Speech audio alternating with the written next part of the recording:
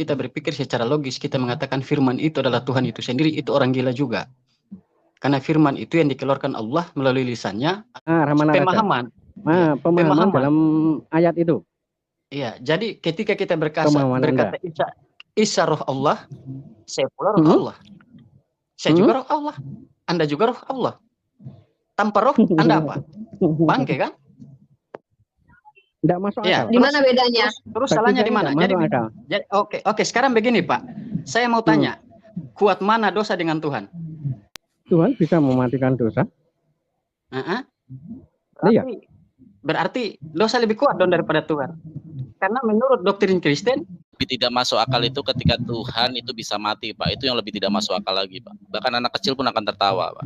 Sekarang saya tanya kepada Anda, kalau memang Paulus adalah Rasul yang benar, kenapa saat itu Paulus malah memburu pengikut-pengikut Yesus? Bapak mau cari nungging sampai ke langit pun, nyari ayat di Al-Quran kebenaran bahwa Isa Tuhan kok nggak ada. Akulah Allah, sembahlah aku. Akulah pencipta alam semesta ini. Akulah yang menjaganya, tidak mengantuk dan tidak tidur. Ada subjek, Allah, ada predikat. Ada predikatnya, yaitu sebagai Tuhan. Ada objeknya, penciptaan alam semesta. Ada keterangannya, yaitu yang menjaga alam semesta, tidak mengantuk dan tidak tidur. Saya kasih satu tantangan kepada Anda yang belum pernah bisa dijelaskan oleh debater-debater Kristen. Tunjukkan saya satu ayat yang kalau roh Allah itu diberikan kepada manusia, maka kita manusia ini sudah menjadi seperti Allah. Saya mau katakan ya, coba Anda tunjukkan di Al-Quran yang mengatakan Allah Anda menyuruh untuk mencium batu hitam itu. Gimana itu? Si Paulus itu nggak jelas itu orang tuanya. Hasil dari anak malam kudus menjadi anak Tuhan yang dipercaya. Ngawur. Di dalam Alkitab pula, kayu menjadi penghapus dosa. Ketika Yesus tidak mati di tiang salib, kayu tiang salib, maka dosa Anda tidak akan dihapuskan. Benar apa salah? Yesus mati di mana? Itu asumsi Anda. Umi, kasih masuk karung Umi. Sudah. Kalau dalam forum diskusi ilmiah, Anda sudah gugur. Karena Anda membantah logika Anda sendiri gitu loh. Seperti yang dikatakan Bang Rahmana Raja tadi.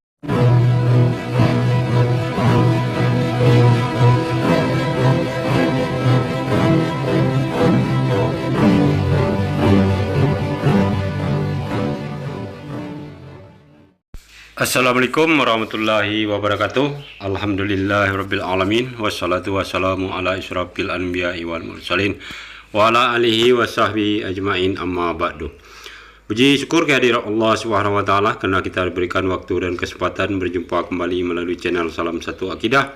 Semoga kita semua dirahmati Allah dan beri kekuatan serta keteguhan hati di dalam iman Islam, tentunya untuk terus meningkatkan iman serta ketakwaan kita terhadap Allah Subhanahu wa taala. Nah, saudaraku semuanya, pada kesempatan kali ini saya akan menampilkan sebuah diskusi yang cukup menarik ya. Karena di dalam diskusi ini ada saudara Rahmana Raja ya, yang sudah tidak asing bagi kita, adalah mu'alaf cerdas, dan juga Umi Rifa, juga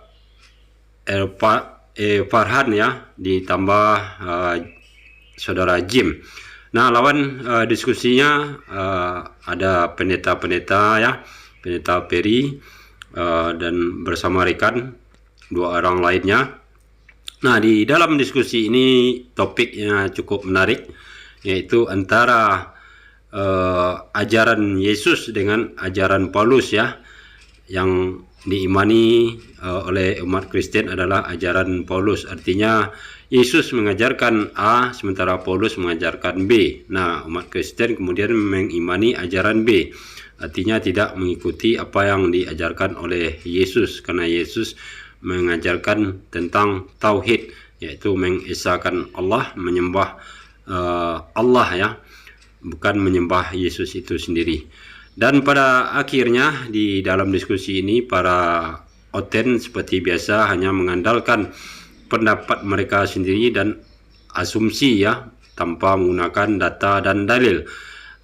Sebaliknya dari pihak Islam tentunya menggunakan data dan dalil berdasarkan Al-Quran ya, yang menjadi sumber hukum utama di dalam ajaran Islam.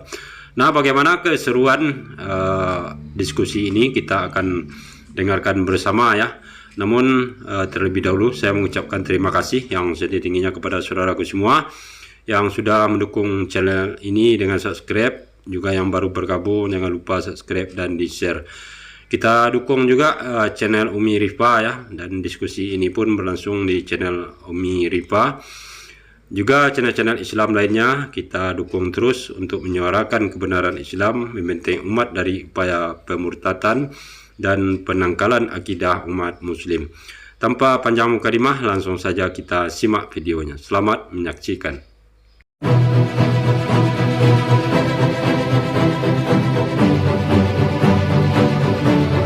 Saya masukkan dulu teman-teman yang lain. Bentar ya. Oke. Sebentar. Oke, Bang Farhan selamat datang.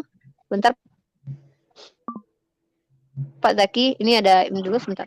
Oke. Nah, jadi Pak Johan, artinya gini, kalau kita mau membahas Al-Quran, saya akan kasihkan waktu khusus buat Bapak nanti. Tapi kalau misalnya kalimatullah itu, Pak, tidak ada istilah kalimatullah itu adalah Allah itu sendiri di dalam pemahaman berbahasa Arab. Karena kalau begitu, Saifullah, Rasulullah, emangnya ketika dikatakan Rasulullah, apakah Allah itu Rasul? Kan tidak begitu simpelnya.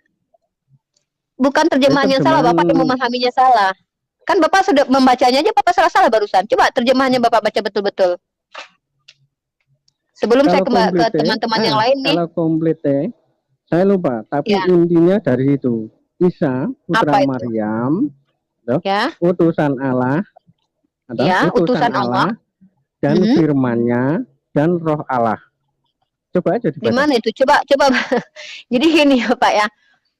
Firman itu bukan bahasa Arab, Pak. Firman itu bukan. Iya, oke.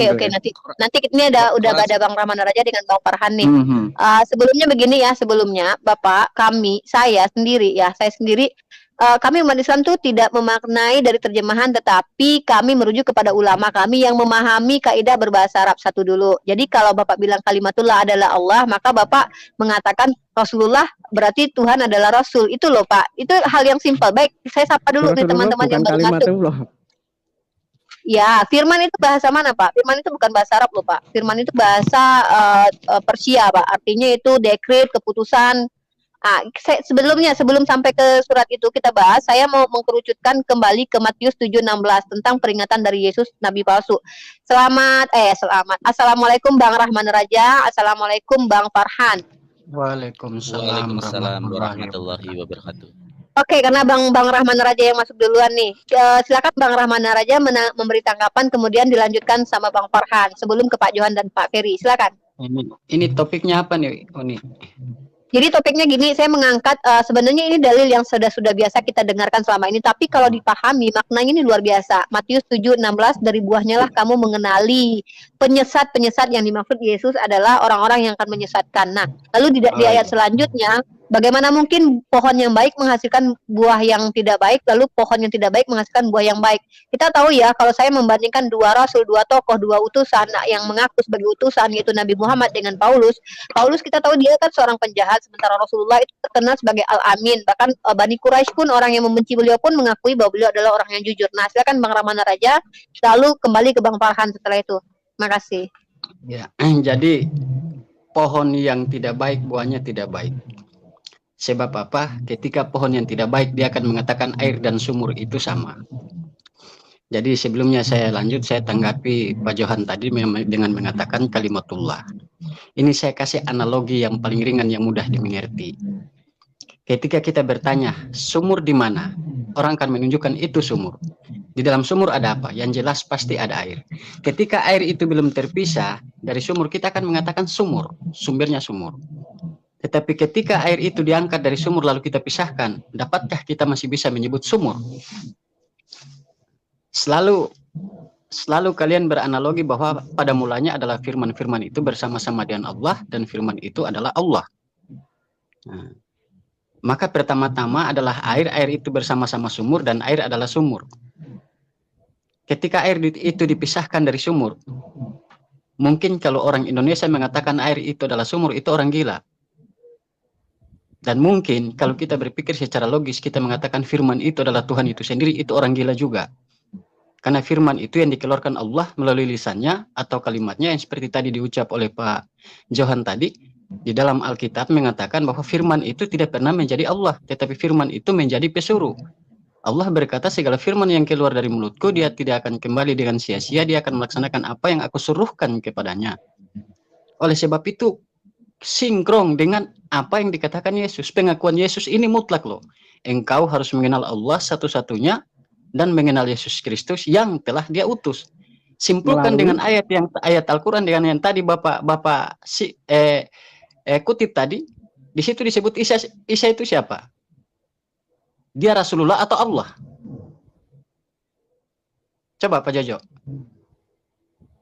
Yang mana? Isa itu disebut Allah atau Rasulullah atau utusan Allah? Kalau dari surat itu, saya membaca intinya itu Isa utusan Allah.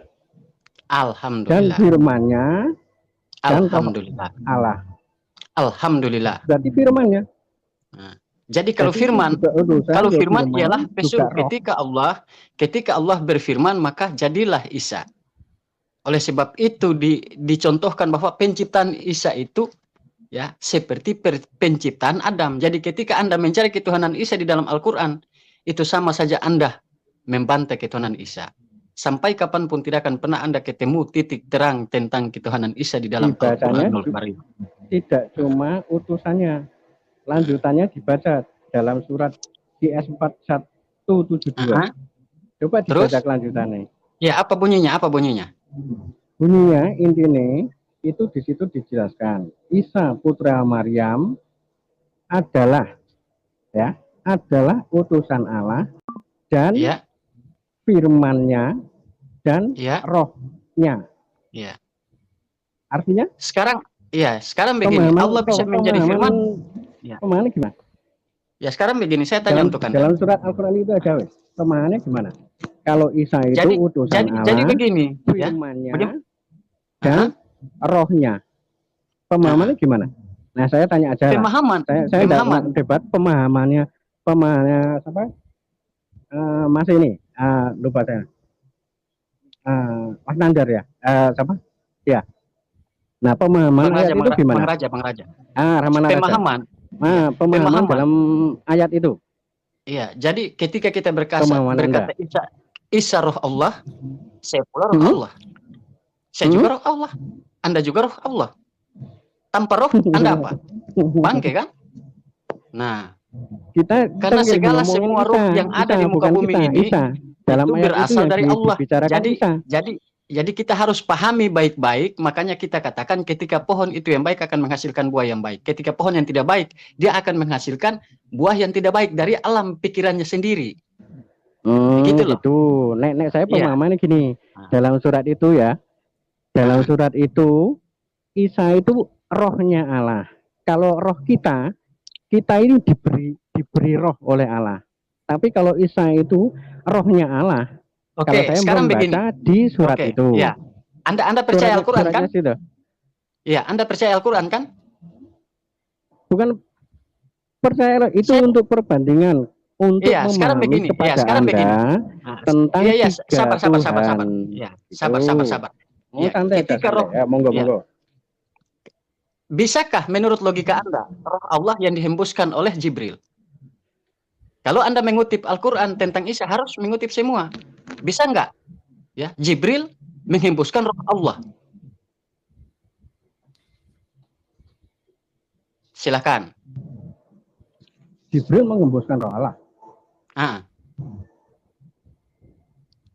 Karena kehamilan Maryam ya, itu diperantarakan oleh Jibril yang meniupkan hembuskan roh Allah ke dalam rahim Maria. Sebentar. Barusan bilang apa? Jibril gimana? Ayo, barusan kami telah menghembuskan karena perantara kehamilan Maria itu kan melalui perantara Jibril, Maryam. Jibril kan perantara toh? Iya. Kata perantara itu berarti dia sebagai perantara, bukan sebagai penghembus roh. Terus situ sendiri yang ngomong. Kalau Jibril itu sebagai perantara. Ya, terus ketika roh Allah yang diperantarakan Jibril ya sampai ke Maria. Apakah menurut Anda masuk di akal bahwa itu adalah mutlak Allah itu sendiri, roh Allah itu sendiri? Saya percaya itu mutlak Allah. Allah mau mengebuskan gimana melalui perantara siapa? Ya. Itu kuasa Allah. Kalau begitu kita sudah dapat poinnya. Ya. Maka gimana? Tuhan yang Anda sembah itulah Tuhan ciptaan melalui perantara. Poin pertama, dia lahir melalui perantara manusia. Poin kedua, Jibril yang memperantarakan hingga roh Allah itu tiba kepada Maria. Nah, maka bertentangan dengan Al-Quran yang berkata Qul Allahu ahad, Allahu samad, lam yalid walam yulad walam yakul lahu kufuwan ahad. Jadi logika Anda gugur. Ya. Allah tidak diperanakan dan tidak Allah yang tidak beranak dan tidak diperanakan. Nah. Allah tidak diperanakan, tidak memperanakan. Terus Tuhan Anda siapa? Tuhan saya Yesus. Ya. Yesus datang sendiri atau diperanakan? Tidak diperanakan. Jadi salah pengertian atau memang untuk membelokkan. Berarti apa? Isa bin Maryam itu cuma mitos ya menurut Anda? Yesus anak Maria itu mitos nyata. Ya? Bukan Isa. Isa itu bahasa di Al-Quran. Karena sebenarnya itu Yesus bahasa Al-Quran beda. Terus kenapa Anda cari di Al-Quran tentang Isa kalau Anda mengatakan Isa itu bukan Yesus dan Isa itu bahasa Al-Quran? Saya bilang tadi yang dibahas kan Isa. Apa Mak? Yang dari buahnya. Kalau itu saya untuk pemahaman situ. Kalau silakan di closing dulu Pak Johan, apa yang ingin disampaikan? Gitu loh, maksudnya. Ya. Silakan. Gimana? Closing dulu. Apa kira-kira poin yang ingin disampaikan kepada Bang Ramana Raja? Kalau Bang Ramana Raja tadi sudah menyampaikan poinnya. Nah, Anda silakan poinnya terkait surat Al-Qur'an yang Anda baca. Silakan poinnya nanti ditanggapi oleh saudara saya Bang Farhan lagi. Ke Ramana Raja. Saya mau tanya. Tentang pengajaran, ya. Itu kan tadi ada nabi palsu tentang pengajaran. Saya mau tanya sama Ramana Raja. Ini. Ya. Kalau naik haji, ya, itu kan menyentuh yang disebut batu hitam, Hajar Aswad, ya, iya toh? Saya mau tanya, Hajar Aswad itu kan artinya batu hitam, betul? Iya. Sebelumnya itu putih toh? Iya. Benar apa salah? Iya. Sebelumnya putih toh? Kalau saya baca dan saya dengar dari orang itu batu putih menjadi hitam itu karena dosa manusia. Pertanyaan saya, dosa apa itu? Ya dosa mencuri dan dosa lain-lain. Ya dosa perilaku buruk manusia. Mau dosa apa lagi? Jadi dosa itu bisa membuat batu hitam. Terus poinnya apa Pak? Poinnya apa kira-kira? Poinnya apa yang mau disampaikan? Poinnya yaitu Hajar Aswad itu sudah punya dosa, tapi dijadikan apa? Apa dijadikan apa Pak? Arti dalam pengertiannya itu disentuh, dicium, kalau tidak salah. Iya.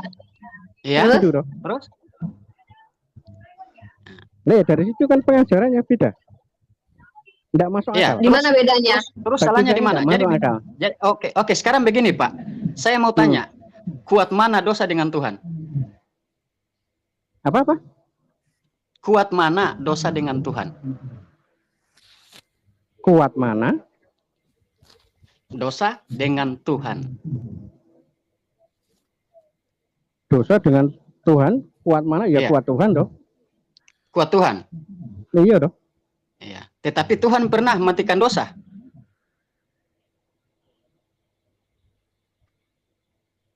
Kalau itu saya belum tahu. Atau tapi dosa yang pernah mematikan Tuhan? Saya bisa. Tuhan bisa mematikan dosa. Iya.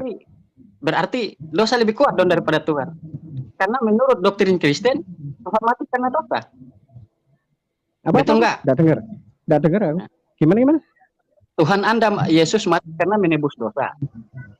Berarti logikanya Tuhan Anda dan dosa masih buat dosa. Logikanya bukan gitu, bukan kalah dengan dosa. Terus? Oke, tampaknya ini sudah melebar ya. Kita kembali ke Matius 7:16. Dari buahnya lah kamu mengenali. Kita merujuk kepada penyesatan. Dan poinnya tadi saya suruh Pak Johan untuk menyampaikan poin, tapi malah bertanya. Maksud saya, Bang Ramana Raja tadi sudah menyampaikan poinnya. Ada 2 poin yang saya dengar, dan sekarang mungkin dari teman lain nih di sini sudah ada lagi. Tadi Pak Deye sempat keluar dan masuk lagi. Buat yang lain di bawah di back apa namanya ya, belakang lah istilahnya. Mohon maaf saya belum bisa masukkan karena kapasitasnya hanya 6 orang. Saya belum upgrade ya. Kalau yang satu lagi email satu lagi bisa sampai berapa orang, itu banyak. Ini pakai email yang lain. Nah jadi silakan buat siapa Bang Farhan menanggapi, dan nanti ke Pak Dani lalu ke Pak Dehe. Bang Farhan dulu silakan. Oke, terima kasih Uni Rita. Assalamualaikum warahmatullahi wabarakatuh. Waalaikumsalam warahmatullahi wabarakatuh. Iya, saya menarik kalau ketika Pak C tadi bilang Islam tidak masuk akal dengan batu.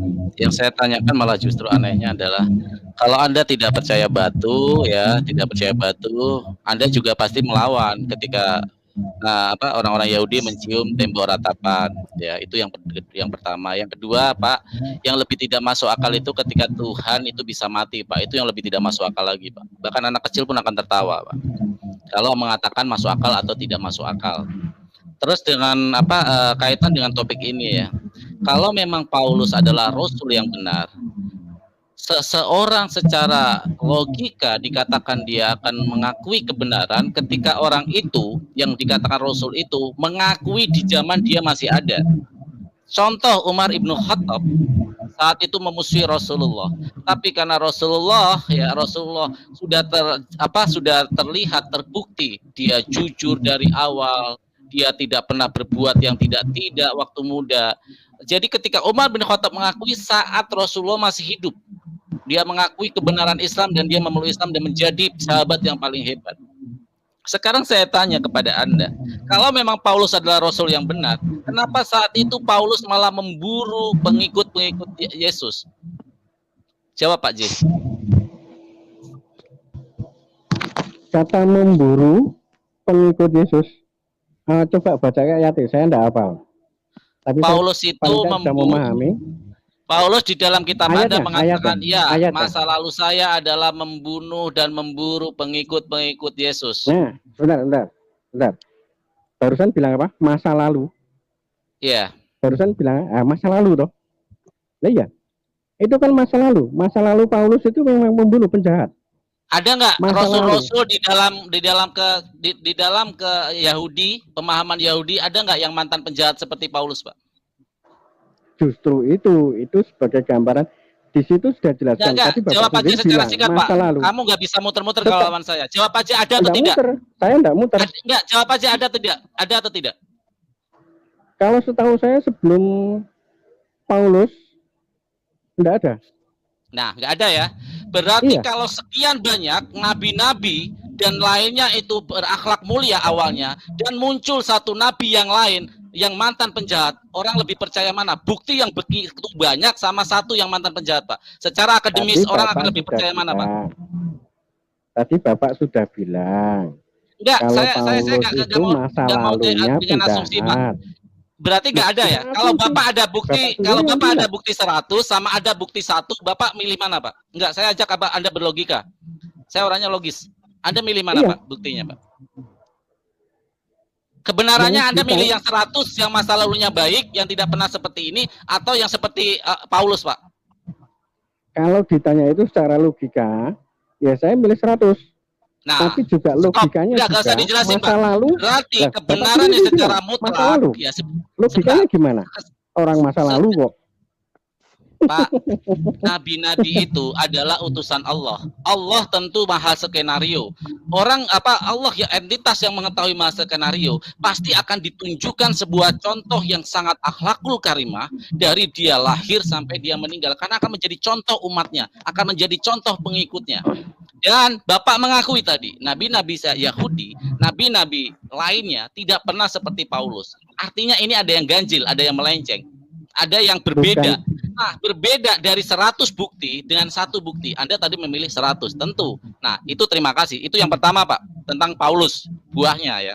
Yang kedua, Pak, kalau Anda mengatakan Yesus adalah Tuhan dan Anda mencoba mengemis-ngemis dari Al-Qur'an, apakah Bapak lupa di dalam Al-Maidah 72-73 dikatakan di sana, telah kafirlah yang menuhankan Isa putra Maryam. Kenapa Bapak nggak ngambil itu? Kafir, Pak. Saya bisa menganggap Anda kafir karena Anda percaya kepada ayat yang lain. Ayatnya mana? Coba ayat berapa? Kalau yang mengatakan Isa adalah ayatnya berapa?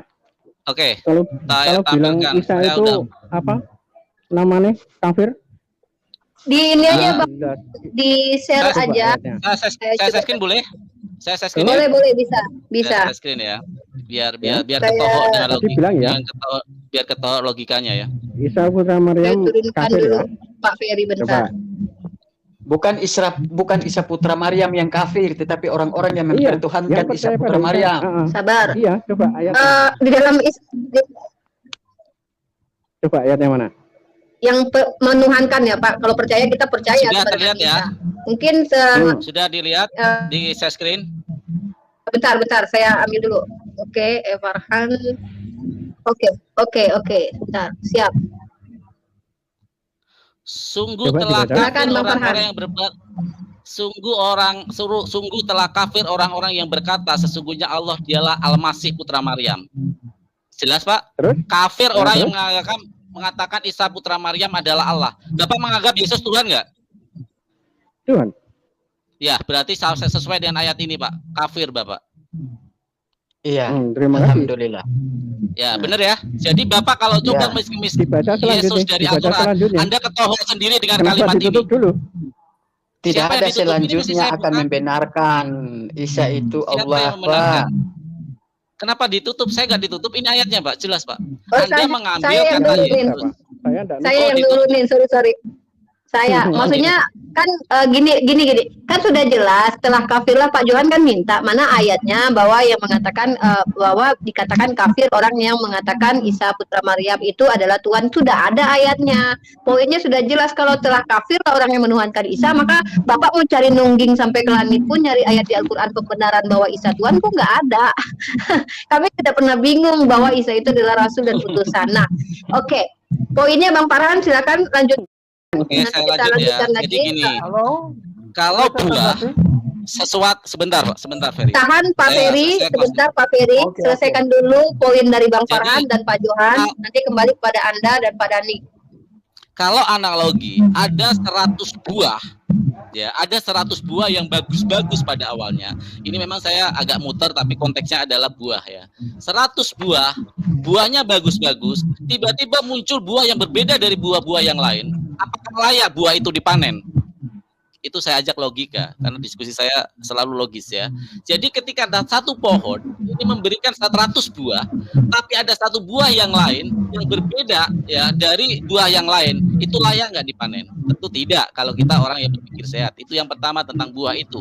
Rasul-rasul yang mengajarkan sesuatu yang berbeda dan lain dari ajaran Yesus. Yang kedua, Pak, di dalam Al-Qur'anul Karim jelas entitas Tuhan itu sangat jelas. Di dalam Al-Baqarah 255 dijelaskan. A'udzubillahi minasyaitonirrajim. Bismillahirrahmanirrahim. Allahu la ilaha illa huwal hayyul qayyum la ta'khudhuhu sinatun wa la naum. Lahu ma fis samawati wa ma fil ardi. Man dzalladzi yas'udu ila bidi. Dan seterusnya. Akulah Allah, sembahlah aku. Akulah pencipta alam semesta ini. Akulah yang menjaganya, tidak mengantuk dan tidak tidur. Ada subjek Allah, ada predikat. Ada predikatnya yaitu sebagai Tuhan, ada objeknya penciptaan alam semesta, ada keterangannya yaitu yang menjaga alam semesta tidak mengantuk dan tidak tidur. Saya kasih satu tantangan kepada Anda yang belum pernah bisa dijelaskan oleh debater-debater Kristen. Tunjukkan saya satu ayat yang memenuhi kaidah-kaidah dalam bahasa Indonesia, karena tetap Anda diajarkan bahasa Indonesia. Subjek, predikat, objek, keterangan dalam satu ayat yang menyatakan akulah Yesus Tuhanmu sebagai subjek, akulah Tuhanmu sebagai predikat, yang menciptakan alam semesta ini sebagai objek dan menjaga alam semesta ini dan memasukkan kalian ke surga, karena Anda selalu yakin Yesus yang memasukkan surga sebagai keterangan. Tunjukkan saya tunggu dan saya akan belajar kepada Anda bila Anda memenuhi kaidah-kaidah subjek, predikat, objek, keterangan di dalam kitab Anda. Silakan Pak J.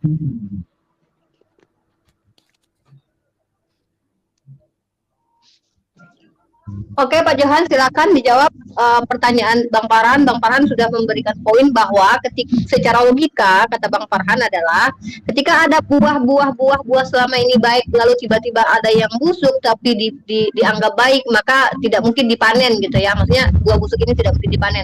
Itu terkorelasi dengan Matius 7:18 di mana Yesus sendiri yang mengatakan, saya bacakan ayatnya dengan jelas, tidak mungkin pohon yang baik itu menghasilkan buah yang tidak baik ataupun pohon yang tidak baik itu menghasilkan buah yang baik. Itu bukan perkataan saya tapi perkataan Yesus. Oke, Pak Johan, mungkin koneksinya tidak stabil hingga keluar. Oke, sekarang ke Pak Ferry. Ke Pak Ferry untuk menanggapi, nanti akan ditanggapi oleh teman-teman Bang Raja, Bang Farhan, dan Pak Dhani. Pak Dhani dulu, Bang Ramada Raja dan Bang Farhan tahan dulu, nanti Pak Dhani. Silakan Pak Ferry dulu nih. Oke, terima kasih ya. Sebetulnya topik ini sudah melebar ya. Tadi kan kita hanya membicarakan tentang Matius ya, tentang buah-buah. Tapi ini sudah melebar kepada keilahian. Tapi tidak apalah. Tadi saya mau tanggapi juga apa yang sebelumnya bentar Pak Ferry. Saya izin dulu untuk memberikan kunci biru buat Ikhwan Filah yang di bawah itu minta kunci biru. Mungkin saya akan terlempar. Dilanjut ya, habis Pak Ferry, silakan Pak Dhani menanggapi, lalu Bang Ramana Raja, ada Bang James, lalu Bang Farhan dengan Bang Ramana Raja, kita ambil gantian aja. Dan silakan diatur dulu. Saya mau izin dulu, mau kasih kunci biru buat Ikhwan Filah dulu. Silakan Pak Ferry dilanjutkan, ditanggapi setelahnya Pak Dhani. Saya mau tanggapi dulu pertama-tama apa yang disampaikan oleh Bro Ramana Raja ya.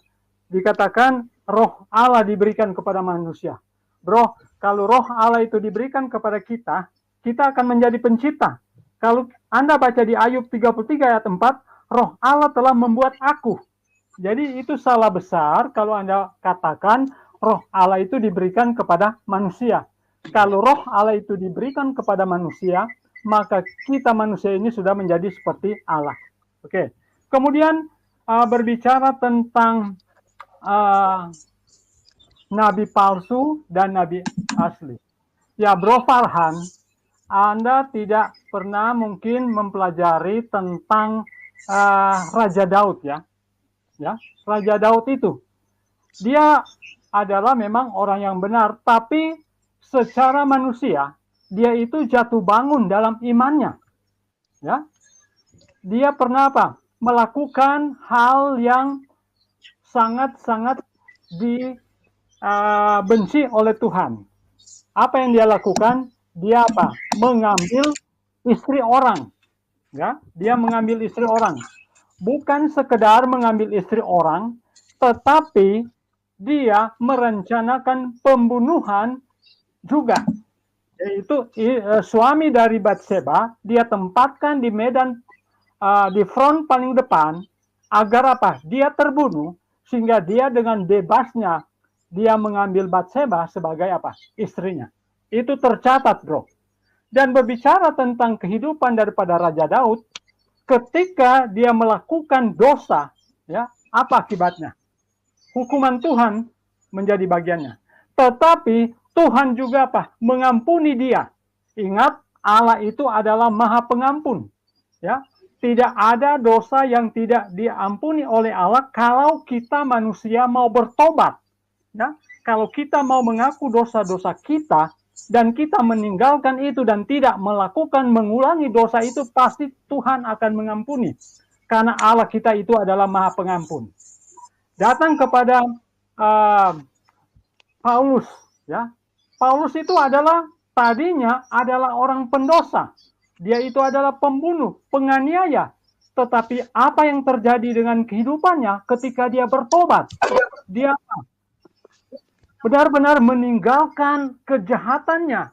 Dan kalau Anda mau jujur, Anda baca surat-suratnya dari Roma ya sampai ke surat-suratnya terakhir, coba Anda bandingkan ajarannya dengan ajaran-ajaran Nabi Anda.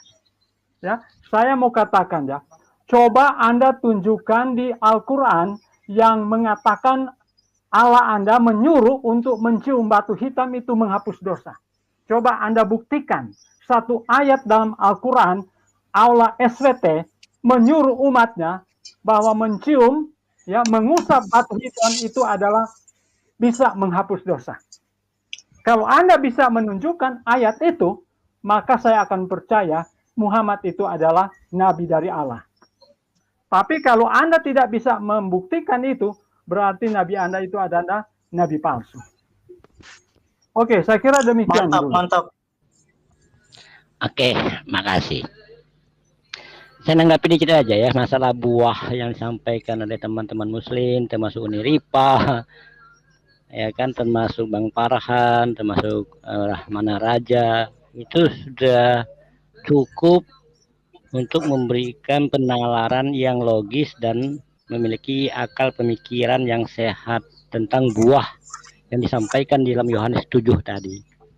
Saya hanya menambahkan dikit aja. Dari buahnya lah kita tahu buah itu baik atau tidak, dari pohonnya kita juga akan tahu.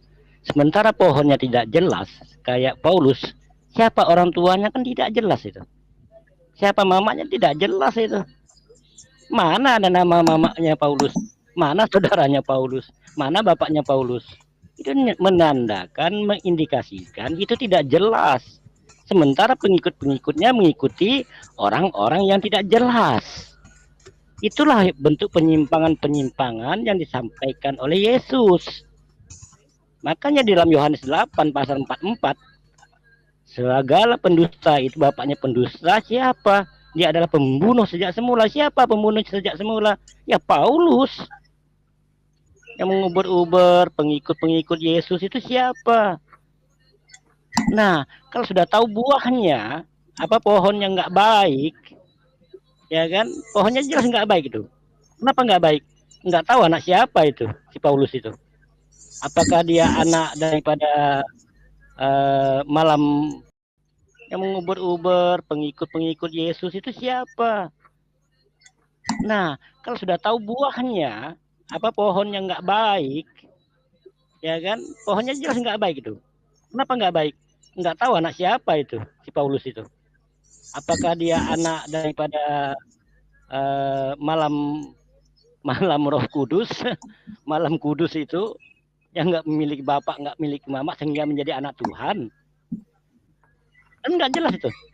Siapa yang mampu mendatangkan, membuktikan kalau Paulus itu punya mama, kalau Paulus itu punya bapak? Cobalah anda ini ya, pendeta-pendeta itu berpikir yang jernih. Segala-galanya udah dijelaskan oleh Bang Farhan, Uniripa, teman-teman yang lain, termasuk Rahmana Raja. Itu udah jelas. Jadi mau ditanggapi apa lagi? Tinggal Anda saja mau membuka hati atau tidak untuk menerima kebenaran. Para pendeta itu mau nggak menerima kebenaran itu? Itu aja. Masalahnya di dalam Al-Quran mengatakan khatamallahu ala qulubihim wa ala sam'ihim tadi. Yang seperti itu sama juga di dalam ayat yang lain Allah mengatakan innal ladzina kafaru sawa'un 'alaihim a'anzartahum am lam tunzirhum la yu'minun. Nanti mereka itu orang-orang kafir itu diberi peringatan atau tidak diberi peringatan, ya pasti ingkar. Itu adalah karakternya orang kafir, orang-orang yang mengikuti jejak-jejaknya iblis. Ya pasti seperti itu. Dia selalu mengingkari kebenaran itu. Walaupun bertentangan dengan hati nuraninya, dia lawan. Ingin mencari pembenaran itu. Pembenaran yang dicarinya bukan kebenaran. Nah, termasuk bapak-bapak pendeta yang ada di room ini kan, udah jelas itu.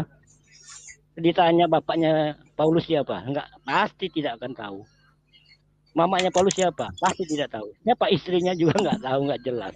Siapa keluarganya? Enggak jelas. Ini yang Anda ikuti. Coba renungkan itu para pendeta itu. Coba direnungkan. Gimana itu? Si Paulus itu enggak jelas itu orang tuanya. Bapaknya siapa? Dia anak Tuhan. Malam apa kata orang itu malam kudus. Hasil dari anak malam kudus menjadi anak Tuhan yang dipercaya. Ngawur itu. Ya kan? Oke, silakan yang lain tanggapi Bang Rahman aja. Sebelum ke yang lainnya, Bang James juga ya, Pak Ferry, tadi Pak Johan terlempar ya. Saya akan membacakan dalil di dalam kitab sucinya Pak Ferry, di mana Paulus mengaku bahwa dia dipilih dari dalam kandungan di dalam Galatia 1:15. Mungkin Pak Ferry sudah hafal lah ayat itu ya, sebagai orang Kristen tentunya. Itu ada. Bahkan di Galatia 1:16, Paulus mengaku Yesus di dalam dirinya. Artinya pengakuan Paulus ini adalah pengakuan yang amazing. Pengakuan yang bukan pengakuan yang boleh dikatakan pengakuan biasa. Bahkan Petrus tidak pernah mengaku bahwa Bapa di dalam dirinya, dia di dalam Bapa atau Yesus di dalam dirinya, bahkan tidak pernah mengaku dia dipilih dari kecil. Sementara Pak Yesus sendiri mendatangi Petrus. Kita tahu ya, Petrus adalah salah satu murid yang bahkan di saat-saat Yesus genting atau di saat-saat penting Yesus dia ada gitu. Kita bicara tentang Petrus. Dan Paulus, dia mengaku bahwa dipilih dari dalam kandungan. Sementara kalau memang dipilih dari dalam kandungan, apakah Tuhan salah pilih? Karena notabene-nya dia ketika hidupnya justru memerangi Yesus, bahkan menjadi orang Farisi. Kalau kita baca di dalam Matius 32 ayat 23 ayat 34, Yesus mengutuk orang-orang Farisi. Ular beludak itu tidak akan pernah bisa menghindari dirinya dari siksa atau hukuman neraka. Itulah yang kita bisa telusuri dari siapa yang disampaikan Yesus, orang-orang yang buahnya manis atau buahnya pahit. Oke. Karena tadi sudah Pak Dani, seharusnya Pak Ferry menanggapi, silakan. Boleh saya tanggapi? Silakan Pak Ferry menanggapi. Nanti sebelum ke Pak Dani, Pak Bang James yang menanggapi, lalu kita kembali ke Bang Ramana Raja dan Bang Farhan menanggapi tentang tema Matius 7, 16, 17, 18 ini. Silakan Pak Ferry. Oke, saya mau tanggapi ya. Kalau Muhammad tidak ada rasul yang lain yang mengkonfirmasi dia, ya. Muhammad tidak ada yang lain rasul yang mengkonfirmasi tentang Muhammad. Kalau Paulus ada konfirmasi dari Petrus. Coba Anda baca di 2 Petrus 3 ayat 15 sampai 16. Dikatakan begini. Anda boleh baca Alkitab mana juga. 2 Petrus 3 ayat 15 sampai 16. Anggaplah kesabaran Tuhan kita sebagai kesempatan bagimu untuk beroleh selamat. Seperti juga Paulus, saudara kita yang kekasih, telah menulis kepadamu menurut hikmat yang dikaruniakan kepadanya. Hal itu dibuatnya dalam semua suratnya, apabila ia berbicara tentang perkara-perkara ini.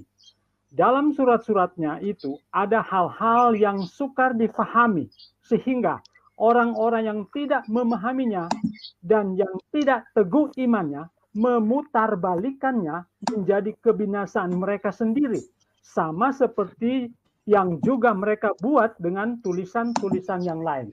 Ini konfirmasi dari Rasul Petrus, ya. Mereka itu sepelayanan. Jadi ini konfirmasi.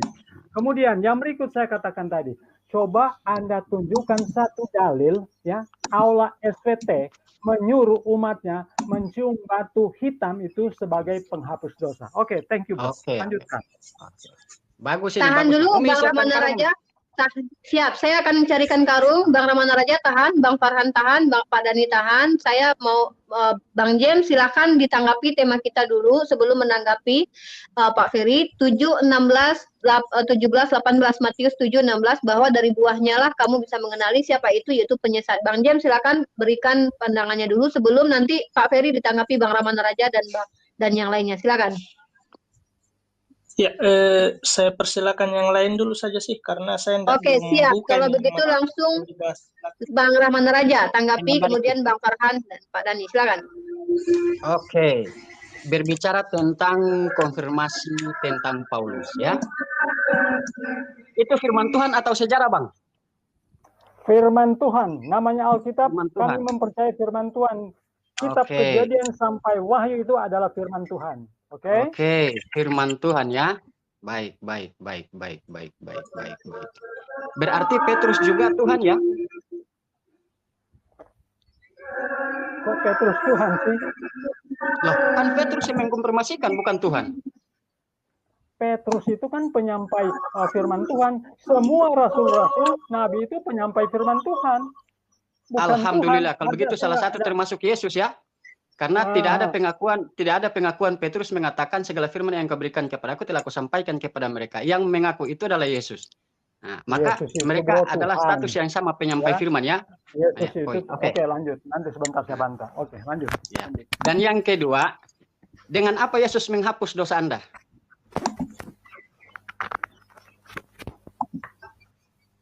Monggo. Halo? Iya, saya tanya, dengan apa Yesus menebus dosa Anda? Dengan kematiannya di kayu salib. Maka kayu dapat menghapus dosa, kan? Darahnya yang bisa menghapus dosa.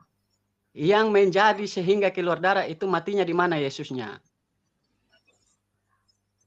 Dalam apapun keadaannya, mau mati bagaimanapun dia sudah tertumpah, dia telah menumpahkan darahnya di kayu salib. Maka kalau narasi kalian mengatakan bahwa batu dapat menghapus dosa, di dalam Alkitab ada juga batu dapat menghapuskan dosa, ya. Dan di dalam Alkitab pula kayu menjadi penghapus dosa. Ketika Yesus tidak mati di tiang salib, yang kayu tiang salib, maka dosa Anda tidak akan dihapuskan. Benar apa salah? Yesus mati di mana? Itu asumsi Anda. Umi, kasih masuk karung Umi. Sudah. Itu asumsi Anda. Ditahan Pak Ferry, nanti silakan tanggapi. Saya Silakan sedikit untuk ya. Bang Farhan. Iya. Oke. Saya sebenarnya narasi yang saya bawa tuh udah dibawakan sama Bang Rahmana. Jika Anda mengatakan seperti itu, ya janganlah standar janda. Ketika Anda mengatakan seperti itu, Anda menabok diri Anda sendiri. Bahkan di dalam Yahudi ada nggak ayat yang tentang apa? Tentang tembok, menyentuh tembok ratapan? Tidak ada. Tapi mereka melakukan. Karena apa? Itu adalah ajaran syariat namanya. Syariat yang dibawa oleh para nabi. Saya tanya sekarang, tantangan Anda saya ganti tantangan Anda. Ada ayatnya. Bang Farhan izin Bang. Ada ayatnya dalam Alkitab, batu itu menghapus dosa, ada Bang. Yehezkiel itu Yehezkiel tentang penghapusan dosa itu.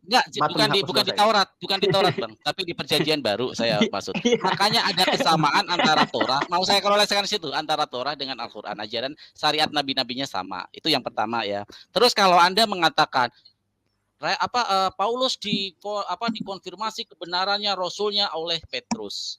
Petrus ini nggak pernah bertemu dengan Petrus ini adalah mengkonfirmasi adalah bukan dalam pengakuan dia.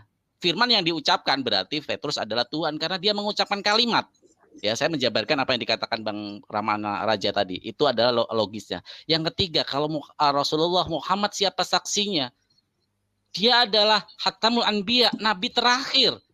Saya tanya sekarang, kalau kamu ya meneruskan usaha dari nenek moyangmu sudah meninggal semua, siapa yang menjadi saksi? Siapa yang membenarkan kamu? Ada nggak yang membenarkan kamu? Orang yang lain udah mati. Logislah dalam berpikir. Forum diskusi itu dengan logika. Nabi-nabi sudah selesai. Khatamul Anbiya, nabi yang terakhir.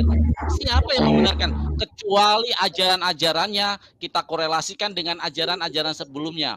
Apakah ajarannya sebelumnya yang paling inti adalah 10 hukum Torah?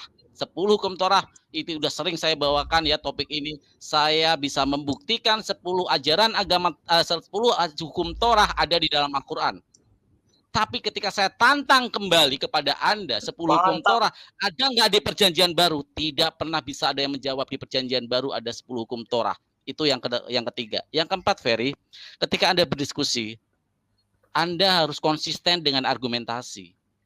Itu adalah prinsip seorang debater, seorang diskusi itu adalah bisa mempertahankan legitimasi dari argumentasi, dari narasi-narasi dan pondasi dalil literatur-literatur yang pas. Anda lompat. Kalau dalam forum diskusi ilmiah Anda sudah gugur karena Anda membantah logika Anda sendiri gitu loh. Seperti yang dikatakan Bang Rahmana Raja tadi mengatakan bahwa kematian Yesus jelas ditentukan oleh kayu salib. Artinya kayu salib di situ ada ikut campur di situ. Ada sahamnya di situ dengan kematian Yesus. Tanpa kayu salib Yesus tidak mati dan artinya Anda tidak ditebus dosanya. Itu pemahaman secara argumentatif Anda dibalikkan logikanya ke Anda sendiri. Challenge yang Anda lakukan tidak ada tidak bisa Anda taklukkan. Anda membuat parameter kepada orang lain, tapi parameter itu tidak bisa Anda selesaikan, itu gugur dalam forum diskusi ilmiah. Ya, sekarang saya challenge juga tadi tentang ayat. Ya, apakah di Perjanjian Baru ada? Nggak ada. Kalian mengakui, udah digenapi. Artinya Perjanjian Baru adalah menggenapi. Sesuatu yang menggenapi tentu harus komplit dari sebelumnya. Nah, saya tanya sekarang, ada nggak ayat-ayat seperti di Torah? Tidak ada. Menggenapi itu menyempurnakan, tapi yang disempurnakan malah banyak yang kekurangan, kan aneh gitu loh. Ya, seperti itu aja logika kamu, Ferry. Kalau berdiskusi, pertahankan argumentasi, bukan muter. Kalau memang nggak ada, bilang nggak ada. Jujur lebih baik dalam forum diskusi, itu lebih dihargai orang. Terima kasih. Boleh saya tanggapi? Oke, terima kasih Bang Farhan. Sekarang giliran Bang Jem sebelum ke Pak Dhani menanggapi apa argumentasi dari Pak Ferry. Oke. Silakan Bang Jem. Supaya lebih bagus diskusi ini, saya rasa Bang Ferry dengan Pak Farhan kasih tektokan aja supaya dilihat di mana loncatan logikanya nih, siapa yang pakai loncatan logika begitu, yang salah alur pemikirannya siapa, diketahui begitu. Boleh. Tadi dengan Bang Ramadhan sudah dapat poin ya. Siap. Silakan Pak Ferry lanjut dengan Bang Farhan. Mungkin saya kasih beberapa menit ya, 5 menit lah ya untuk TikTok. Setuju. Jadi dibilang katanya orang Yahudi ya yang di tembok ratapan itu bukan perintah dalam Alkitab, Bro Farhan, ya. Jadi tembok ratapan itu oleh orang Yahudi itu tidak tertulis dalam Alkitab, tidak disuruh ataupun merupakan perintah Allah untuk kami lakukan. Jadi itu tidak TikTok ada. aja, jangan panjang-panjang Ya. karena TikTok. Saya bantah Anda. Itu yang justru saya narasikan ke logika Anda. Sebentar. Anda sudah 20 detik, kita 20 detik. TikTokan aja. Justru itu poin saya. Tidak ada di dalam kitab, tapi mereka melakukan karena ada contoh yang dilakukan oleh nabi-nabi mereka. Ada contoh Ezra ya menyembah ya menghadap ke bait Allah di dalam kitab Ezra. Dan bait Allah dinarasikan sebagai menghadap tembok dinding itu. Dinding itu diusap sebagai tanda penghormatan. Sebagai tanda penghormatan ibadah, di sana ibadah menghapus dosa. Itu korelasinya. Dan tidak ada di kitab suci tapi mereka lakukan. Apa bedanya kami ketika tidak ada di kitab suci tapi Rasulullah SAW, karena kami umat Islam adalah sami'na wa ta'na. Kami mengetahui dan mengikuti apa yang diajarkan oleh Nabi kami. Karena itu adalah kebenaran, karena Nabi kami adalah sebuah panutan. Tidak ada juga di dalam kitab. Anda juga tidak ada mengakui di Yahudi tidak ada kitab. Allah Abraham cukup, Allah Abraham, Allah Ishak, Allah Yakub tidak pernah mengatakan meratapi tembok akan merupakan berarti Anda menyatakan bahwa yang beribadah di tembok ratapan itu sesat. Yahudi sesat. Beda dengan Anda bilang Yahudi sesat. Enggak, ada sebentar stop. Anda bilang Yahudi sesat dengan ibadah di depan tembok ratapan. Kalau menurut Alkitab ya sesat, karena kan tidak. Berarti semua orang Yahudi sesat. Semua orang Yahudi sesat. Iya. Yesus pernah melakukan sembahyang di bait Allah. Yesus sesat. Itu bukan di tembok ratapan. Sisa puing-puing bait Allah, Bro. Oke, Anda harus bedakan tembok ratapan dengan bait suci, bait Allah. Berarti Anda tidak bisa bedakan bait Allah dengan tembok ratapan. Justru Anda tidak bisa membedakan juga. Kalau narasi itu yang Anda pakai, ya Anda tidak bisa membedakan juga. Hajar Aswad, bahkan menyentuh Hajar Aswad bukan salah satu rukun dari ibadah haji. Ketika kita naik haji tanpa menyentuh batu Hajar Aswad pun kita sah. Anda tahu itu. Mari saya bacakan ya. Diriwayatkan bahwa Ibnu Umar pernah berkata, saya mendengar Rasulullah SAW bersabda, menyentuh mereka berdua, batu hitam dan al-rukun al-yamani adalah penebusan dosa.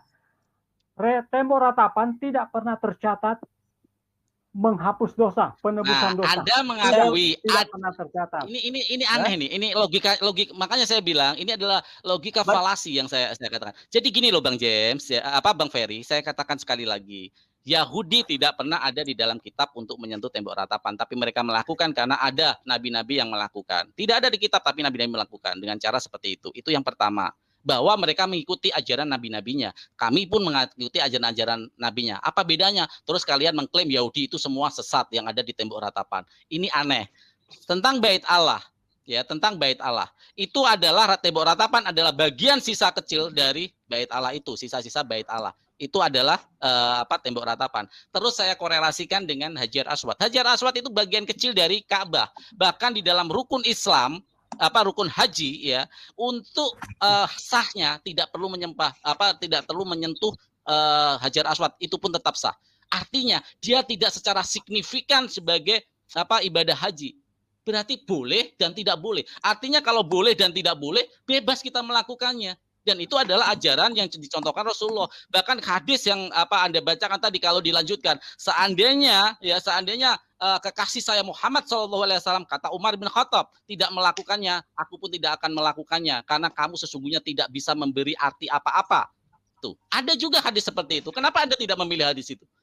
Oke, nabi-nabi dalam perjanjian lama tidak pernah menghadap tembok ratapan, tidak ada tercatat itu. Oh, jadi Anda tidak tahu kalau Ezra menyembah bait Allah. Anda bilang itu batu hitam. Batu hitam itu menurut Muhammad itu berasal dari surga. Ya, Rasulullah Anda loncat lagi, bro. Bersabda, Anda ketika batu hitam turun dari kalau surga, saya bilang seperti itu, dari susu. Oke, itu Anda mengatakan tetapi Anda dosa mengatakan anak Adam membuatnya menjadi hitam. Ferry, kamu kalau diskusi selalu kayak gitu. Saya pendek-pendek aja. Kalau Anda mengatakan Hajar Aswad adalah dari langit, saya sekarang ganti tanya. Yesus duduk di sebelah kanan Bapak? Itu yang lihat siapa? Bisa melihat sebelah kanan Bapak? Kenapa? Ayat itu siapa yang bisa melihat Yesus duduk di sebelah kanan Bapak? Kamu loncat, saya loncat. Bukankah yang menulis firman itu diilhamkan oleh Allah? Nah, jadi kalau Anda bilang diilhamkan, kalau Anda mengakui diilhamkan, artinya tidak ada bukti, hanya ilham. Kami juga bisa berkata seperti itu memakai narasi Anda. Hajar Aswad diyakini turun dari surga, dan itu dikatakan oleh Nabi kami. Nabi kami, saya seperti bilang tadi, Sami'na wa atona, apa yang dikatakan Rasulullah adalah kebenaran. Itu adalah hikmah. Apa bedanya logika kamu dengan saya? Seperti kata Paulus, seperti ini loh di dalam kitab Anda Allah sendiri. Tidak pernah berfirman bagian daripada firman Tuhan, tetapi aku sebagai orang yang percaya bisa berpendapat, dan itu dianggap sebagai firman Tuhan di dalam Alkitab.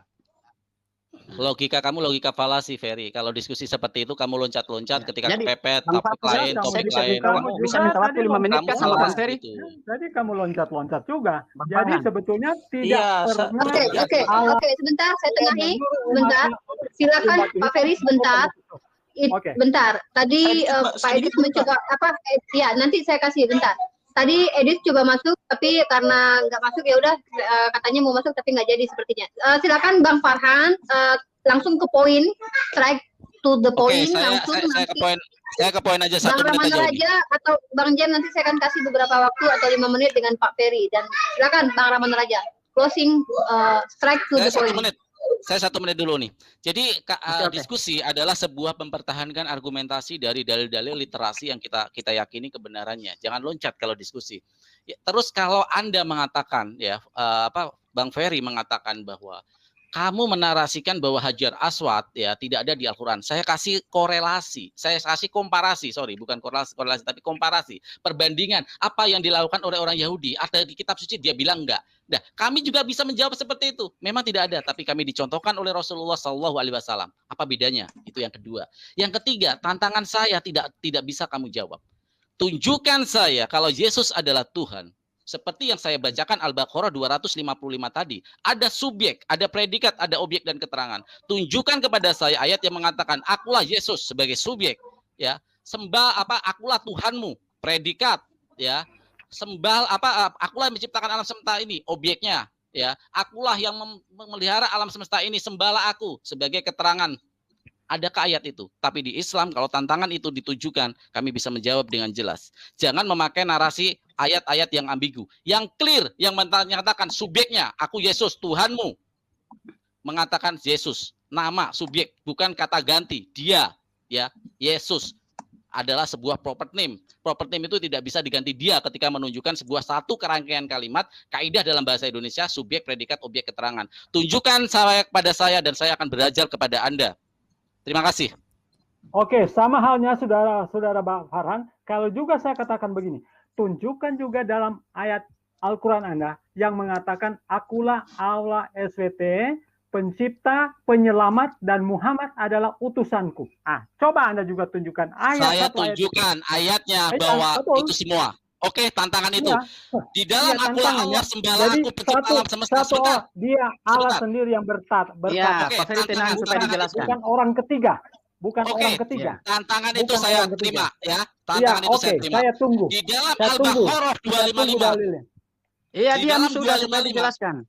Di dalam Al-Baqarah 255 jelas dikatakan, A'udzubillahi Al-Baqarah minasyaitonir 255. Saya baca. Ya. Saya baca ya. Al-Baqarah 255. Saya bacakan ayatnya, saya hafal. A'udzubillahi minasyaitonirrajim. Bismillahirrahmanirrahim.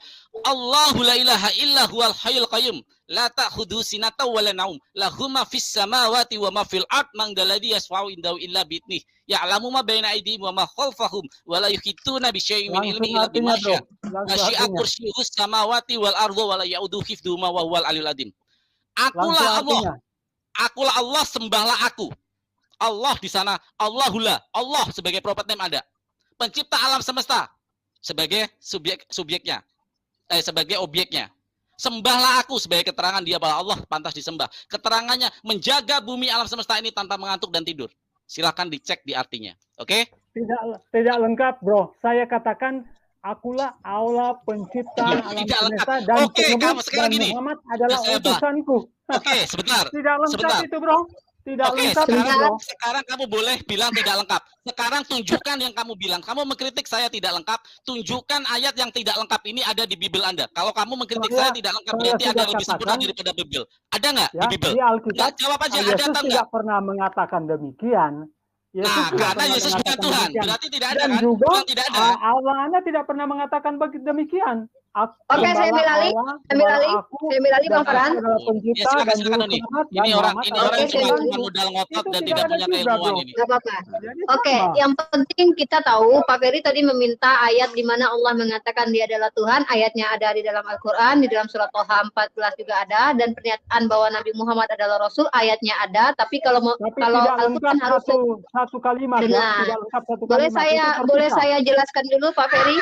Al-Qur'an bukan request Anda ya. Al-Quran bukan kitab suci yang bisa di-request oleh manusia, yang bisa dirubah-rubah, dibuat-buat oleh manusia. Sama halnya juga dengan Alkitab kami. Sama. Iya. Kitab Anda bisa dirubah, Pak. Buktinya ada Injil Barnabas, ada Injil palsu. Jadi bisa dipalsukan ya. Kalau dirubah itu ada. Nanti kita bahas itu sudah menjauh konteksnya. Kita kembali saja ke Matius 7:16 ya. Saya jawab pertanyaan Anda di mana dituliskan Hajar Aswad di dalam Al-Quran. Oke, saya jawab kepada Anda begini Pak. Konteksnya di dalam Islam adalah apa yang Allah katakan di dalam Al-Quran itu adalah apa yang Allah kehendaki untuk diikuti, dalam artian kata ini adalah wajib. Contoh, perintah sholat ada di dalam Al-Quran, berpuasa ada di dalam Al-Quran, lalu dia patuh kepada orang tua ada di dalam Al-Quran. Kenapa tidak ada di masalah Hajar Aswad? Karena tidak wajib Pak. Artinya itu sunnah. Sunnah adalah perbuatan yang boleh dikerjakan mendapat pahala, dan itu merujuk kepada siapa? Diilhamkan kepada Rasulullah Muhammad SAW. Karena di dalam Al-Quran tidak tertulis bahwa tidur harus miring ke kanan, minum harus sambil duduk, tidak juga tertulis di dalam Al-Quran. Tetapi itu adalah pilihan. Kalau kami pergi beribadah haji, kami boleh mencium Hajar Aswad, tapi boleh tidak mencium Hajar Aswad. Artinya itu pilihan. Makanya tidak perlu Allah langsung berbicara tentang hal itu. Karena kalau Allah sudah mengatakan, ciumlah Hajar Aswad, maka itu menjadi kewajiban bagi kami. Tetapi masalahnya itu bukan kewajiban bagi kami. Harusnya Anda paham, tapi saya rasa Anda akan menolak paham. Silakan Bang Rahman Raja 5 menit TikTok dengan Pak Ferry. Tetap di on the street ya, tetap di tema kita buah. Dari buahnya lah kalian mengenali siapa penyesat itu. Mustahil kata Yesus, pohon yang buruk menghasilkan buah baik. Silakan. Iya. Oke. Jadi ketika kita mengatakan tentang ajaran Paulus, dosa ditebus dengan darah Yesus. Menurut doktrin Kristen, bahwa sekalipun kita berbuat baik, tidak akan pernah masuk surga. Kenapa? Harus melalui Yesus. Tetapi Pak Ferry tadi sudah membantah tentang penebusan dosa. Ketika Daud dulu, yang Pak Ferry jelaskan, Daud dulu kan seorang penjahat. Ya, betul. Dia mengambil istri anak buahnya. Nah, tetapi dia diampuni oleh Tuhan dan dia dibersihkan dari dosa, sehingga dia menjadi seorang utusan atau seorang raja, seorang penyampai wahyu. Nah, mengenai batu, baru nanti lari ke Paulus ya, mengenai batu. Nah, saya kira di dalam Islam, kalau ada batu itu bisa bermanfaat untuk menghapus dosa, ya seperti Hajar Aswad yang dikatakan Bang Ferry. Nah, jangan lupa Pak Ferry, ya, ketika di dalam Alkitab itu sendiri, Tuhan gunung batuku, tempat aku berlindung, Tuhan batu karangku, tinggal Tuhan batu ginjal yang tidak ada di dalam Alkitab. Kalau menyangkut seperti batu ya, Dan analogi yang Anda pakai, saya akan pakai analogi versus analogi. Berbicara tentang Rasul Paulus, Yesus sudah jelaskan di dalam Alkitab itu sendiri, ya. Kalian harus berhati-hati dengan kemunafikan orang-orang Farisi. Nah, siapa orang Farisi itu? Yesus, ya. Siapa rasul-rasul palsu, nabi-nabi palsu akan datang menggunakan nama Yesus. Siapa itu? Paulus, ya. Yesus pun berkata, apabila ada orang berkata di sana, Mesias ada di sana, Mesias ada di sini, janganlah engkau percaya. Itu adalah tanda-tandanya Mesias-Mesias palsu atau nabi-nabi palsu atau rasul-rasul palsu. Siapa yang mengatakan ketemu Yesus? Paulus. Siapa yang orang Farisi? Paulus. Siapa yang merubah ajaran Yesus? Paulus. Ini ada satu lagi nih Bang Ferry, cukup jawab dengan logika. Domba sama Yesus mana lebih tinggi derajatnya?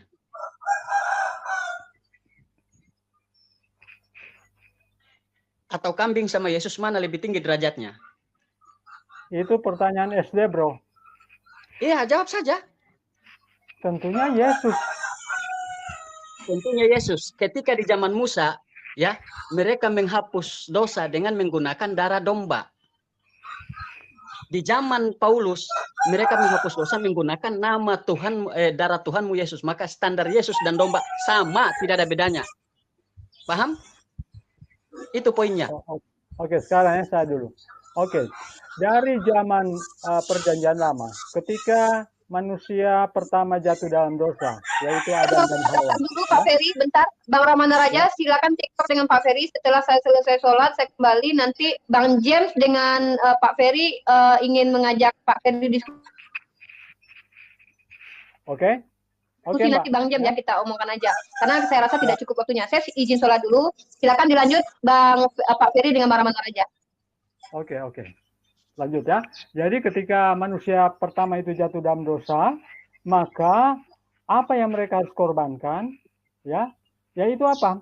Kambing dan domba, ya. Iya.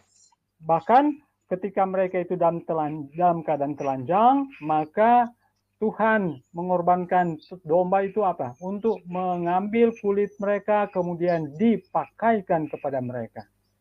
Dan semua kurban-kurban ini dilakukan di zaman perjanjian lama, ya. Hanya darah, ya. Mereka itu mengorbankan korban ini, domba atau kambing, kemudian darahnya itu dipercikan. Itu adalah merupakan lambang penebusan dosa. Itu dalam perjanjian lama. Kemudian ketika Yesus datang itu digenapi ketika dia mati di kayu salib. Jadi pengorbanan domba, kami itu tidak lagi dilakukan karena sudah digenapi oleh apa? Kematian Yesus di kayu salib. Iya, ya? Berarti Yesus dan domba sama kan derajatnya? Anda bilang itu Yesus dan domba itu sama? Tidak, bro. Karena darah domba itu tidak bisa menghapus dosa. Itu hanya lambang. Satu kali kelak itu akan ditiadakan ketika Yesus datang mengorbankan nyawanya di kayu salib, mati bagi dosa. Jadi begini, ketika Anda mengatakan bahwa darah domba itu tidak bisa menghapus dosa, berarti Abraham masih orang berdosa dong, Musa masih orang berdosa dong. Nah, tadi Anda mengatakan bilang Musa sudah di zaman mereka itu kan. Jadi begini, jadi sudah jelas. Jadi sudah jelas. Kita mengambil standar ganda yang sering Anda katakan, maka di perjanjian lama orang-orang meminta maaf kepada Tuhan untuk menghapus dosa mereka, untuk meminta dimaafkan kepada Tuhan itu pakai darah domba, potong domba, kambing. Iya, di zaman perjanjian lama. Maka di zaman perjanjian baru, di zaman Paulus, maka tidak berlaku lagi domba. Makanya katakan diganti dengan Yesus Tuhanmu. Maka di zaman perjanjian lama potong kambing untuk hapus dosa, perjanjian baru potong Tuhan untuk hapus dosa. Akan selesai kan? Jelas. Itu bukan potong Tuhan, pengorbanan. Tuhan Anda siapa? Jadi bukan apakah dipotong. Jadi Anda harus menggunakan kata-kata yang apa ya? Yang sesuai ya. Masa dipotong? Jadi ya memang itulah maaf. Ya. Jadi berbicara tentang, sebetulnya ini sudah lari dari topik ya. Jadi sebetulnya siapa yang mengajarkan ajaran palsu? Muhammad atau Paulus? Kan kita bicara kepada dua nabi dan rasul. Kalau kita mau lihat perilaku ya dari dua orang ini, dua oknum ini, Ya, coba Anda pelajari saja kehidupan Muhammad dan juga Anda pelajari kehidupan daripada Rasul Paulus. Jadi mana yang mau lebih diterima? Mantan penjahat atau mantan orang baik? Ya, mantan penjahat atau mantan orang baik? Yang sekarang sebentar, yang Tuhan lihat sekarang saat ini bukan masa lalu. Masa lalu adalah masa yang lalu. Iya, simpel-simpel saja Bang, simpel-simpel saja Bang. Ini yang menentukan. Anda mau diselamatkan, misalnya Anda bertobat sekarang, itu adalah lebih berguna daripada apa? Anda tidak bertobat. Mungkin dulu Anda penjahat, tapi sekarang Anda tidak penjahat. Bagaimana? Anda sekarang penjahat. Jadi begini Bang. Anda baik-baik, sekarang Anda penjahat. Mana yang saya sudah copy poinnya. Jadi begini Bang. Menghapus dosa itu dengan bertobat atau dengan darah Yesus, Bang? Ya, tentunya dengan kematian Yesus dan juga pertobatan kita. Jadi itu ada korelasi. Berarti saya pilih bertobat demi Yesus, ya. Saya mau Yesus hidup, sayalah yang bertobat supaya Yesus selamat. Kita sudah diselamatkan, ya. Kita sudah diselamatkan oleh karena kematiannya. Dan ketika kita sudah diselamatkan, maka wajib kita menuruti akan perintah-perintahnya. Itu buah dari apa? Penurutan kita. Ya, kita diselamatkan oleh iman. Ketika kita percaya apa yang Yesus katakan, maka kita akan mengikuti apa yang Dia perintahkan bagi kita. Jadi bukan berarti jadi jangan dulu khotbah Bang Ferry. Bang Ferry, jangan dulu khotbah. Nah, jangan menkhotbah ketika kita berdialog itu usahakan poin-poinnya saja yang diambil. Karena mengenai Alkitab itu satu ayat saja Bang Ferry singgung, saya sudah bisa pahami 2 sampai 3 ayat. Nah, sekarang tadi Bang Ferry bantah tentang pernyataan Yesus hati-hati dengan orang Farisi. Siapa orang Farisi itu? Paulus. Hati-hati bahwa apabila ada yang berkata Mesias ada di sana sini, janganlah engkau percaya. Itulah tanda-tandanya rasul-rasul palsu atau Mesias palsu. Siapa yang berkata ketemu Yesus? Paulus. Benar apa salah? Siapa yang berubah ajaran Yesus? Ya, dalam kehidupannya dia memang mengalami hal itu.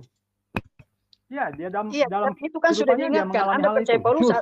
Anda percaya Paulus atau percaya Yesus? Saya tanya, Anda percaya Yesus atau Paulus?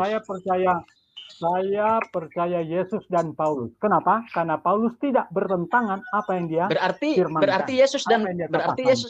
Berarti Yesus. Oh, Anda bilang tidak bertentangan? Iya, betul, tidak bertentangan. Ya, di mana ajaran Yesus dosa menghapus darah? Kenapa? Apa menghapus dosa itu dengan darah? Mana ajaran Yesus? Karena begitu besar kasih Allah akan dunia ini, sehingga Ia telah mengorbankan anaknya yang tunggal, supaya setiap orang yang percaya kepadanya tidak binasa, melainkan beroleh hidup yang kekal. Yohanes 3:19. Jelas, itu ajaran Yesus. Di situ bukan mengorbankan. Itu ajaran Yesus. Itu adalah ajaran Yesus tentunya. Ajaran Yesus itu. Ya, betul. Dari firman Tuhan itu dari kitab Kejadian sampai Wahyu itu adalah ajaran-ajaran Yesus. Firman Tuhan yang diilhamkan oleh Tuhan sendiri. Berarti kalau Anda mengatakan bahwa tentang penjahat, tentang rasul, berarti dulu juga Tuhan penjahat karena Tuhan juga pembunuh seperti Paulus, kan?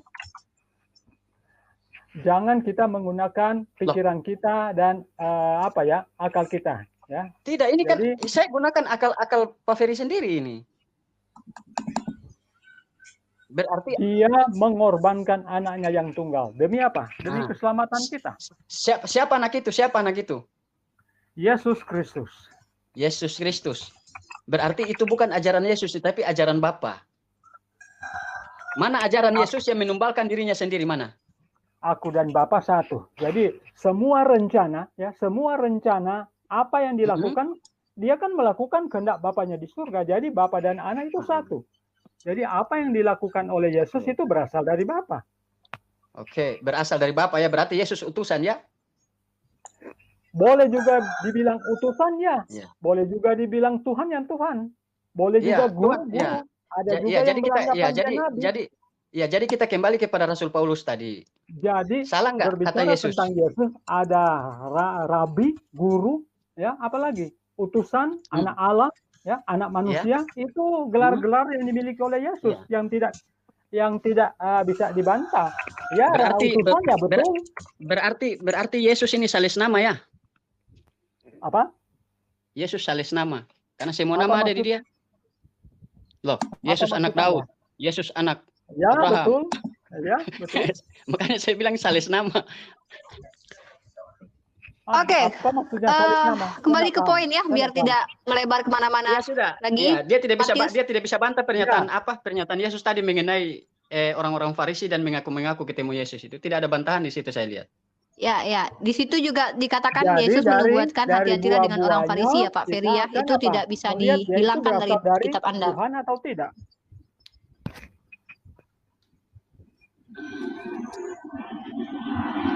Ya, Pak Ferry.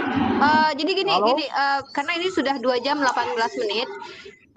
Nanti kita bahas di tema lain aja, karena saya lebih fokus ke Matius 7:16, 17, 18, di mana Yesus memperingatkan pengikutnya untuk penyesat. Cara mengenali penyesat itu adalah dengan melihat buah perbuatannya. Dan karena ini sudah sore juga, anak saya juga udah mulai rewel. Saya silakan Pak Dhani untuk closing, bergantian Bang Farhan, Bang Ramana Raja, dan Pak Ferry juga. Silakan Pak Dhani dulu untuk closing. Ya, terima kasih Uniripa. Jadi apa yang disampaikan teman-teman itu sekali lagi ya, saya pertegas saja. Itu udah benar itu. Makanya yang menuhankan Yesus itu ya Paulus, ada yang lain. Petrus tidak pernah menuhankan Yesus. Thomas tidak pernah menuhankan Yesus, Maria tidak pernah menuhankan Yesus. Satu-satunya yang menuhankan Yesus hanya Paulus. Ya kan, Paulus sudah menuhankan Yesus. Paulus sendiri tidak jelas siapa orang tuanya. Udah banyak, udah konflik gitu di dalam diri Paulus itu. Kasihan itu pengikut-pengikut Paulus. Mau dibodoh-bodohi. Cobalah berpikir nalar yang sehat ya. Para pendeta-pendeta itu cobalah berpikir, renungkan. Satu-satunya yang menuhankan Yesus ya Paulus. Para 12 murid Yesus tidak pernah menuhankan Yesus. Nggak ada menyembah Yesus. Yang menyembah Yesus ya ajaran Paulus. Coba direnungkan itulah. Kok Yesus jadikan Tuhan? Gimana itu nalarnya? Yang normal aja lah, yang sehat pemikiran, akal pikiran yang sehat, hati nuraninya bagaimana. Kan nggak ada tuh. Nabi mana yang menuhankan Yesus? Nggak ada. Murid mana yang menuhankan Yesus? Tidak ada. 12 murid tidak pernah menuhankan Yesus. Kecuali Paulus. Itu aja penutupnya. Barangkali yang lain udah cukup banyak itu. Udah cukup jelas itu. Ya, terima kasih Uniripa. Ya, Oke, terima kasih Pak Dhani. Silakan Bang Farhan, closing statement. Oke, menjauh dari perangkat sepertinya. Bang Ramana Raja, closing statement. Iya, kalau dari saya cuma mau closing, mau sampaikan kepada saudara-saudara yang Kristen, bahwa stoplah kalian menuduh kami dengan penyembah batu, ya. Bahwa ketika kita mengambil suatu tindakan atau narasi seperti itu, maka akan berbalik menyerang akidah kalian sendiri dan menyerang muka kalian sendiri. Bahwa ketika kita berbicara kenapa batu bisa menghapuskan dosa, maka kita akan bertanya lagi sebagai orang muslim, kenapa Yesus menghapus dosa harus di tiang salib? Maka yang menghapus dosa itu tiang salib. Ketika Yesus berdiri sendiri tanpa bisa menghapus dosa tanpa tiang salib. Kalau kita beranalogi seperti kalian. Jadi hati-hati. Jadi Bang Ferry tadi tidak ada bantahan tentang kerasulan tentang kepalsuannya Paulus yang dijelaskan oleh Yesus, orang Farisi, dan mengaku-ngaku ketemu Yesus dan mengaku-ngaku akulah dia, dan itu mutlak ya, itu poin. Tetapi ini kita hanya berdialog, jangan tersinggung, jangan marah, kita hanya sebatas berdialog. Nanti penonton yang menilai kita semua. Mungkin seperti itu closing saya. Oke, terima kasih. Nah, saudaraku semuanya, kita sudah dengarkan ya bagaimana jalannya diskusi tadi antara pihak Islam dengan pihak Kristen ya. Dan melalui diskusi ini kita bisa melihat perbedaan yang sangat mencolok ya. Karena Islam menggunakan data dan dalil, sementara umat Kristen menggunakan asumsi atau hanya pendapat menurut pemikiran mereka masing-masing. Sehingga diskusi tersebut tidak bisa berjalan dengan semestinya ya, karena umat Kristen tidak berpedoman kepada apa yang dikatakan oleh Yesus sebagai utusan Tuhan, tetapi hanya berdasarkan pendapat Paulus yang sudah dituliskan di dalam Bible tersebut. Sehingga diskusi ini kelihatan pincang ya, karena umat Kristen ini tidak mampu untuk meyakinkan pendapat yang mereka sampaikan karena berdasarkan asumsi belaka ya. Nah, demikianlah saudaraku semuanya.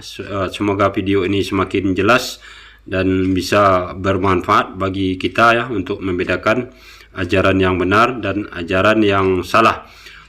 Akhir kalam, tidak ada gading yang tidak retak. Kalau ada kesalahan, itu murni dari saya. Kebenaran hanyalah milik Allah SWT. Terima kasih. Assalamualaikum warahmatullahi wabarakatuh.